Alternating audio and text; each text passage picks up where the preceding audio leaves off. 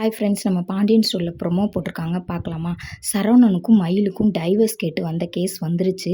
நம்ம கோமதியும் பாண்டியும் சொல்கிறாங்க, டைவர்ஸ் வேணான்னு சொல்லிடுறா, 2 பேரும் ஒன்று சேர்ந்து வாழலாம், உனக்கு ஒரு குழந்தை வரப்போகுது அப்படின்னு சொல்கிறாங்க. அதே மாதிரி மயில் வீட்லேயும் அதே தான் சொல்கிறாங்க. ஆனால் அவங்க 2 பேருக்குள்ளேயும் என்ன இருக்குன்னு கோர்ட்டில் கேட்குறாங்க. கேட்கையில் சரவணன் சொல்கிறாரு, எனக்கு டைவர்ஸ் கொடுங்க அப்படின்னு சொல்கிறாங்க. அதே மாதிரி மயிலை கேட்டோன்னே எனக்கும் டைவர்ஸ் கொடுங்க பரவாயில்ல அப்படின்னு சொல்கிறாங்க. கோமதி பார்க்குறாங்க, என்னடா எனக்கு டைவர்ஸ் வேணாம் வேணான்னு சொல்லிக்கிட்டு இருந்த மயில் டைவர்ஸ் கொடுக்க சொல்கிறாங்களே அப்படின்னு சொல்கிறாங்க. அதே மாதிரி சரவணனும் திகச்சு போய் தான் நிற்கிறாரு.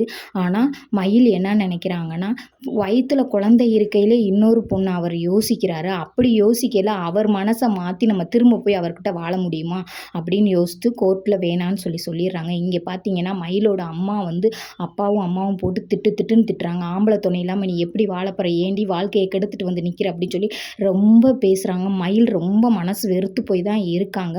ஆனால் எனக்கு தெரிஞ்சு மயில் எடுத்த முடிவு கரெக்டுன்னு நினைக்கிறேன். ஆண்டவன் கொடுத்த கையும் காலும் வச்சு உழைச்சி நம்ம நல்லபடியாக கஞ்சி குடிக்கலாம். அடுத்த பொண்ணை விரும்புகிற ஒருத்தவங்கள்ட்ட நம்ம வாழ முடியாது.